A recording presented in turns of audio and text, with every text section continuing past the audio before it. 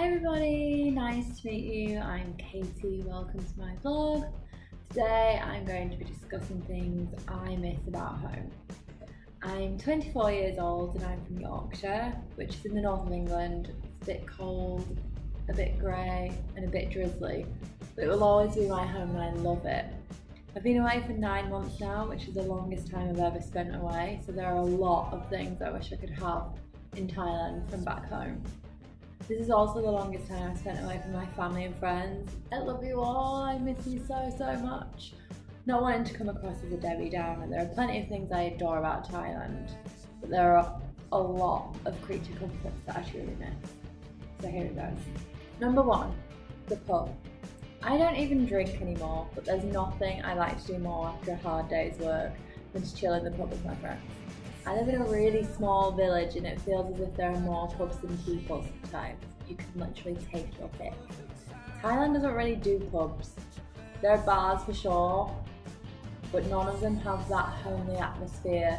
The sticky floors, the comforting smell, the rugby paraphernalia on the walls that nobody really cares about. Real pubs are quintessentially English and I think that's what makes me miss them so much. And the cider. Number 2, Yorkshire nature. In Thailand, I live in an ugly industrial estate on the side of a dual carriageway. Sounds pretty, right? Yorkshire is the most beautiful county in England. Fact. Don't bother arguing with me. If you're from elsewhere, I feel sorry for you.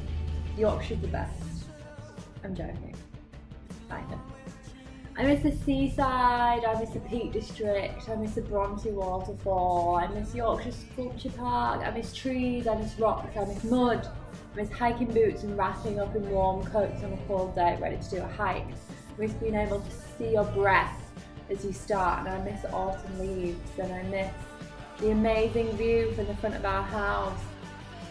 I just miss Yorkshire. If you haven't been, go. I promise you will not regret it. It's so nice. Number 3, Sunday dinner. I had a Sunday roast and Coachella a few months back and I literally almost cried when the waitress brought the food to my table. But it still wasn't the same. I need home cooking. My mum needs to cook it or Joe's mum needs to cook it, that's it. Or I need to go to a carvery. For people that don't know what a carvery is, it's a restaurant where you go, you pick your meat, not me obviously. You can have as much veg and potatoes and whatever you want. It's like a buffet, it's amazing. I want as many roast potatoes as I can get my hands on. I want a gigantic Yorkshire pudding. I want roasted veg, I want parsnips, I want butternut squash. I want onion and sage stuffing and I want it all swimming in vegetable gravy. So hungry just thinking about it. Number 4, the chippy. I'm on the subject of food now, so it's unlikely that I'll ever stop, so we may as well continue.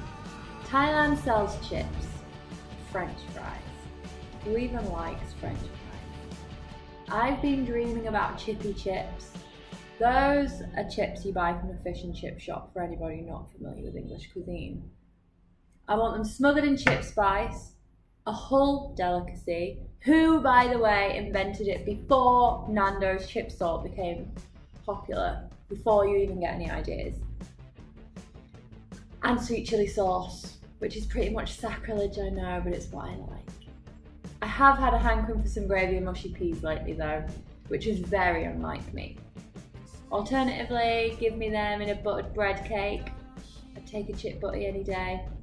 I just need chips. Good chips.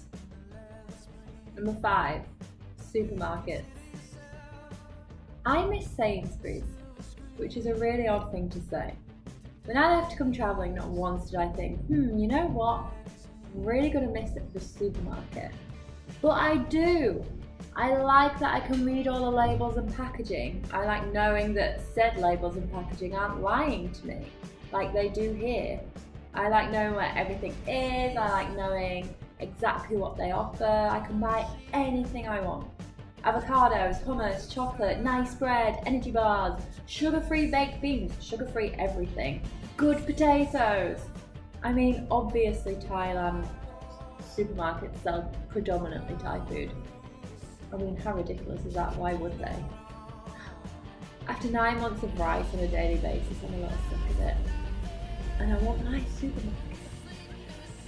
Number 6, vegan options. Vegan Ben & Jerry's, vegan Haagen-Dazs, vegan cheese, vegan pizza, vegan fish fingers, Linda McCartney, corn. Do I really need to say more? I don't know what number it is anymore. Number 7, I miss autumn. I miss seeing the leaves turn a beautiful orange colour before falling off the trees. I miss kicking through the autumn leaves like a child, which I always do, by the way. I miss Halloween, I miss bonfire night, I miss cozy jumpers, I miss jacket potatoes and soul warming soup. And I miss Hull Fair more than any of those things. I'm getting a little sick of the heat here.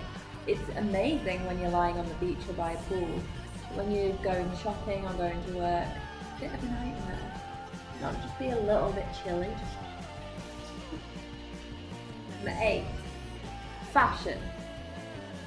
Wearing holiday clothes is really fun, but it kind of wears off after a while. Yeah, I love getting nicely tanned, but I'm fed up of wearing shorts and I feel fat or bloated. I want some fashion sense back in my life rather than denim shorts and a basic t-shirt. I'm going to spend so much money on clothes when I return. I want heeled boots, I want nice warm knitted jumpers, I want a lovely coat. I need a fashion degree, for God's sake, give me some fashion! Now we're nearly there. Number 9, manners. Don't get me wrong, Thai people don't think they're being rude. And they're really not in their culture. But by Western standards, Thai people are some of the rudest people I've ever met. They treat cleaners, bin men, cooks with little or no respect, as they see them as being lower class. They never say please or thank you. A friend of mine actually got hit by a car and the driver didn't say sorry. And that's nothing out of the usual, that's kind of expected. Thais will say you look fat to your face. They'll say they hate Western girls because they're too tall and their noses are too big. They will tell you to wear more makeup. They'll tell you that your hair is a mess. My students poke my belly and ask if I'm pregnant. Honestly, the list could go on and on. Thailand isn't the land of smiles, it's the land of the impolite. Get me back home where everyone says please and thank you a million times. It's in this respect where I feel like such an alien here. People laugh at English people for saying please and thank you and sorry so much, but we're very respectful sometimes and I love that. It's not the same here and I really miss that. Okay, finally we're at number 10. Thank you for bearing with me this long. Number 10, a language I understand. Thais love to gossip. I hear them gossiping about me all the time. Chicha Falang, Chicha Falang.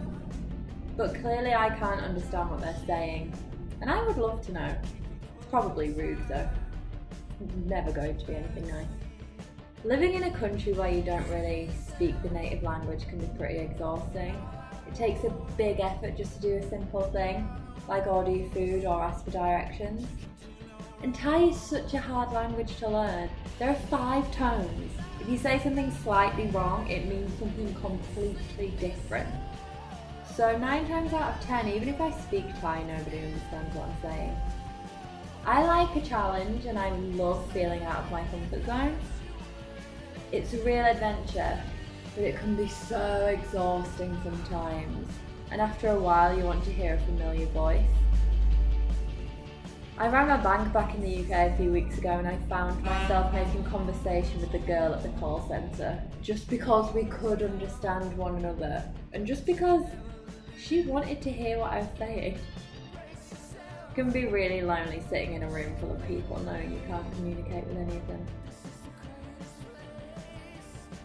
So there you have it. 1, 2, 3, 4, 5, 6, 7, 8, 9, 10 things I missed at home. There are equally just as many things, if not more, that I love about living in Thailand. But for now, I'll leave you with these. I hope you've enjoyed watching my video. This is my first video diary such as this one, so please be nice. Don't be Thai to me. been amazing chatting to all of you. You've been a bit rude not chatting back, but I'll let you off. If you've enjoyed it, like it, share it, and check me out on social media. Hopefully, if my editing skills pay off, my handle should be floating around my head right about now. We'll see. Thank you so much. Much love from wherever I am. Can't believe I just did that, but I'll leave you with it anyway.